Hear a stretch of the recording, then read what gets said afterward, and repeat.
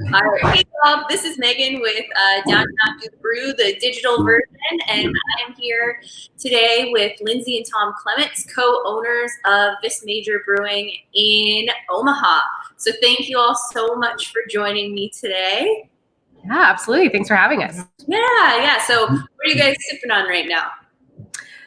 We both have our Thicket and Thorns, which is one of our long-standing recipes that Tom had developed back when we were homebrewers, sort of inspired to drink almost like a sour beer without using any of the bugs to get it there. So we has raspberry and hibiscus with a Saison yeast, and it's one of our go-to favorites. Awesome. It sounds delicious. Can't wait to get to try one. So tell me, let's talk a little bit about your guys' team there. So can you explain the dynamics, because you also have food? So what does your team look like? So we have a core of 3 main bartenders, and then we have additional about 2 servers and support staff, and then we have about 3 people in the kitchen. And right now, we honestly, because of everything that's been going on, we've been really lucky to have the staff that we have, because we've had a couple of them that have stepped up in a big way and helped us navigate getting our online set up, figuring out how to schedule, figure out delivery, all of these things that have been really helpful in getting us transitioned to this new business. Unfortunately, Tom's still just as busy and has help in the brewery, so he's definitely been worn out as of late, because we've been lucky enough to be able to continue to move some pretty much our normal, if not a little bit more of our volume. That is awesome. That's really great to hear that people are coming out and supporting even in these times. And, alcohol always helps, but really good beer also makes it a lot easier. Yes. Yeah. So tell us, you two are partners in life as well as partners in business. So what is your favorite part about owning a brewery? You want to take that one first? I mean, personally, my favorite part is kind of the freedom to not just set my own schedule, but also be creative with the brewing process and what I can brew.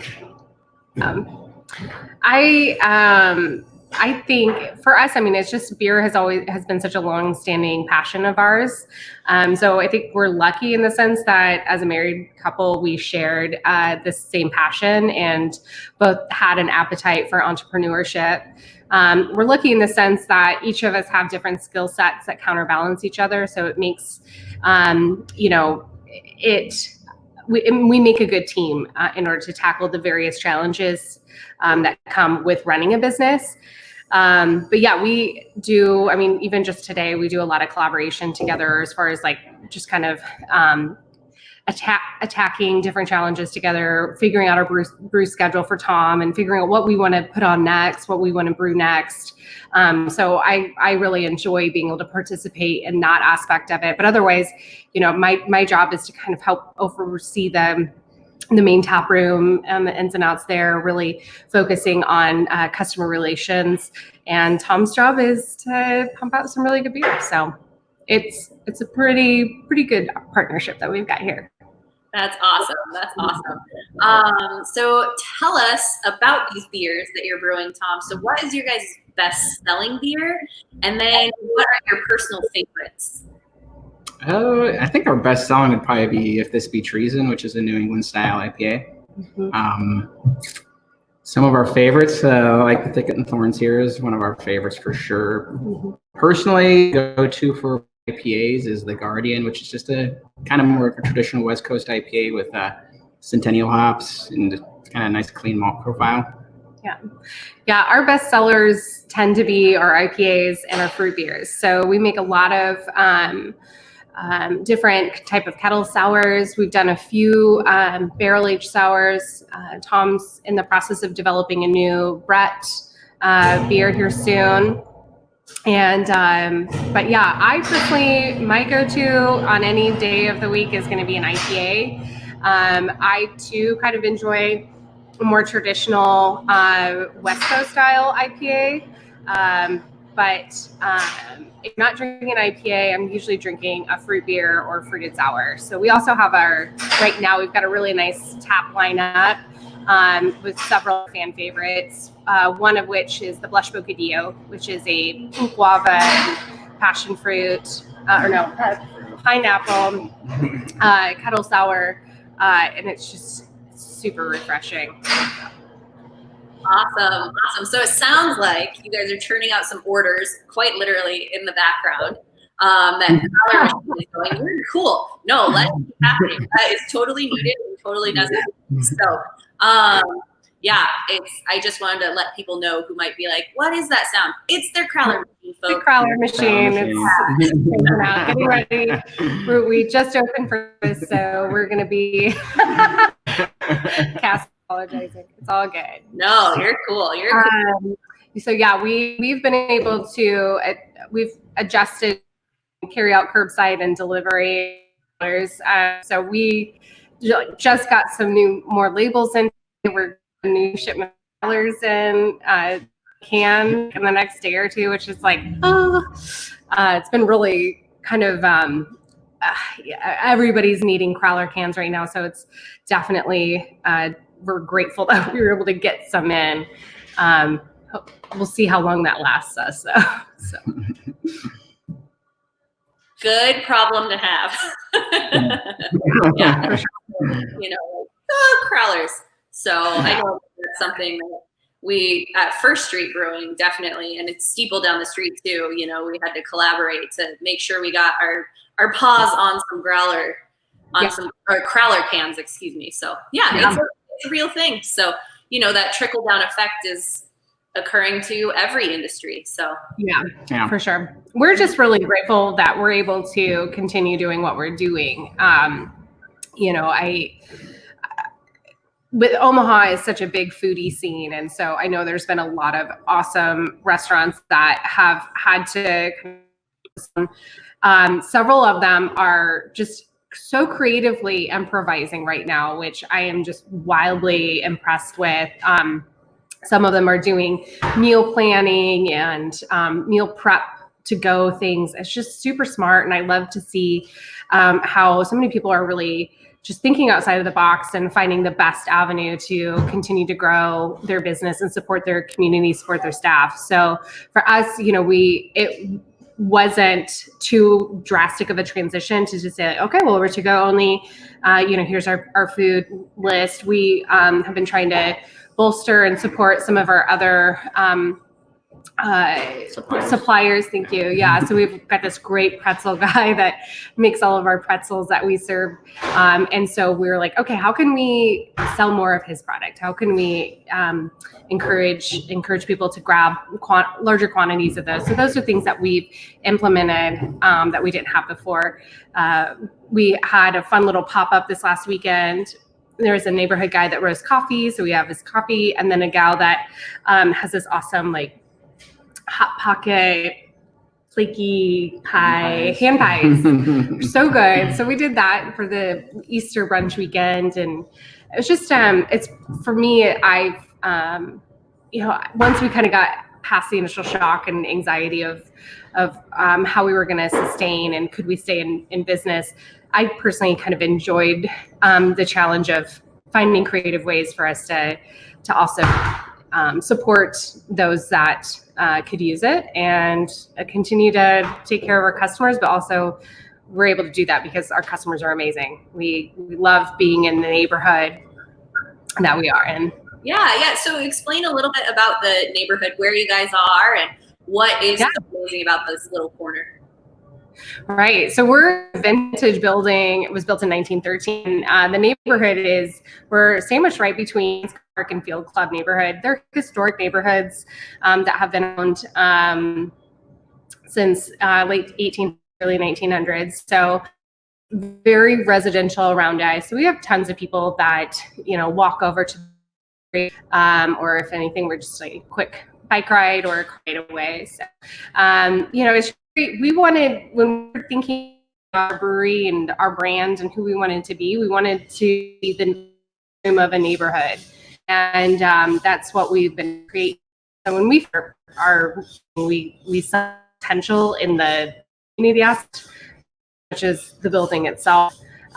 We were able to renovate it. It had been boarded up for about 30 years. So we got into it and all new infrastructure. Our brewery is in the basement, but other ways our tap room is just super warm and comfortable to be in. It's really nice to have so many people just that associate being in our space as relaxing and welcoming. And so, yeah, something we're really proud of. We'll be excited when everyone can open up their tap rooms again. And I know that as the owners, it's always nice to welcome those folks back in and those regulars and all of that fun stuff. So it'll be an exciting time, when we can all come back together and do an actual cheers. So that'll be big. Can you guys talk about what is on your to brew list? So what's coming up that's new that people can look forward to? So we have the all-inclusive, which is a passion fruit mango sour with mint in it. And we brewed it once before, very highly rated beer. And it's the second time that we've ever brewed it. So that's coming up. I've got are some other ones. I want to brew Brett beer, which I've never done before. I haven't ever brought Brett into my space, so I'm going to do that. Use one fermenter and just kind of affect it and let it do some fun, funky Brett beers. What else is up and coming? Well, we've got the True Juice, which is a milkshake sour IPA that we brought out last year. So we're bringing that one back by a demand. Cassie, our bartender, is laughing because it's one of her favorites. She says that about everyone. She does have a lot of favorites. So that's going to be great. We've also got Tom is so committed to doing a smoked sour beer. Smoked raspberry sour beer. Oh man! So he's done one other, and it was definitely a beer that people either loved or hated. So we're gonna do a hatch of that. But for us, our goal is to always cast a wide net and to offer, have fun, offer something different. Try to push people's palates and boundaries of what their go-to styles are. Let's see, what else? We've got some really fun barrel-aged beers. So we were supposed to have Omaha Craft Beer Week was supposed to happen this week, I think it was. And we had a really cool plan to partner with a local cocktail lounge called Mercury. And so we have an old-fashioned beer that we might hold on to that. So it's a ours and base that we've aged in with Evan Williams whiskey barrels. And then we were going to polish it off with citrus and then kind of use the hops to create that bitter component that you would drink in an old fashioned. And then we also have a gin barrel aged beer that we've got the gin barrels, and then we went ahead and amplified the botanicals that are commonly used when filling a gin. So we added those into the beer itself. Not we, Tom did. I have a bad habit of doing that. I take credit for all of his heavy lifting that he does. And so Tom's going to pull that out of the barrels, and we'll blend that with some blackberry puree. So it'll be kind of inspired by a Prohibition era cocktail called the Gin and Jam. So again, so many events were centered around the 1920s celebration of that, the flapper era. And so that was kind of what we were thinking of by doing these cocktail inspired beers. So this is going to be fourth or fifth in the series. So we've done a pina colada, aged beer. We have we have the daiquiri coming. a hurricane. That was delicious. So yeah, right. We initially, when the pandemic hit and we were going to get shut down, Tom had foresight to start doing, not knowing if we would stay back. I only got one brew session in before I just go back to normal production. Yeah. So he's like, I'm not getting a break at all. And is good problem to have. Anyways, those are kind of the fun ones we're expecting. We're going to kind of hang tight on releasing that passion and the gin and jam, and for sure if Omaha Beer Week is going to be able to be rescheduled later this summer. I know they have some dates, but hopefully team up with Mercury again. Yeah. So I don't know. We'll hang tight, but if it gets to be to the point where we don't think we can do Omaha Beer, we'll probably be releasing those two beers midsummer. Awesome. I know folks will definitely be looking forward to that. They sound so good. So good. I can't. Yeah. Okay. So final question. When you are not drinking beer, what are you drinking? Scotch for me, usually. I was going to say, as of late though, not going to lie, we had gone to Costco and stocked up on their Kirkland pre-mix margarita, which is like $8. So that one, it was probably good that we ran out of that supply because it's just a little too convenient. Yeah, I mean, I don't discriminate. I pretty much like anything. So there's definitely days where crack open a bottle of wine. Other days, we enjoy mixing up some cocktails. We had mojitos the other day, which was delicious. And went down way too easily. That was before the snow. So I don't know. With the snow, maybe we need some mulled wine or something wintry. But yeah. Cool. Well, tell us a little bit. You guys were so generous to donate some auction items, and all of the proceeds from those auction items are coming back to you at Vis Major. So tell me a little, or tell us what we can expect for those auction items. Yeah, so we are going to do a private tour for 4. So it's likely given by myself. Tom's the introvert, so I don't have a problem talking. If you haven't picked up on that by now. So I'll be giving a private tour for 4 adults, and then following the tour, we'll go upstairs and each individual will pick their own flight of 4, and then I will take the time to go through each of those beers that were selected and just kind of talk about our process a little bit further. A 4-barrel system, so it's a brief tour, although because again I talk too much, I know how to stretch out. Tom can wrap a tour up in 15 minutes. Me on the other hand, it's like 45, but that's part of the fun. So yeah, I talk a little bit about our history, how Tom and I got into beer, how long we worked to get our business open, the history of the building, a little bit about our time and how we approach developing our recipes. So yeah, it was fun to take that knowledge that I'm able to describe and apply that then to drinking the beer together and having a little bit more understanding of the process that we taking those processes and tasting that result. And then the other auction item is dinner for 2. So it's just be like a really fun date night. It will include salad for each, pizza, and 2 beers per adult. So yeah, that is the 2 options, and both of which we hope people get excited about.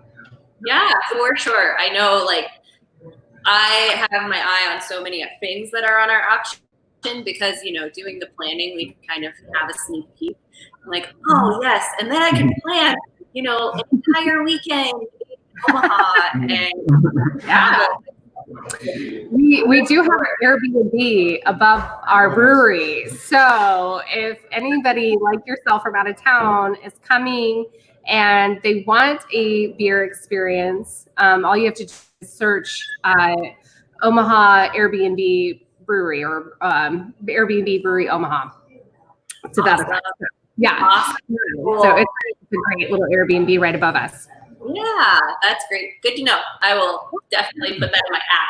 So well, thank you all so much for getting on today and talking with us, and good luck with everything. And here's to some warmer weather, right? Yeah.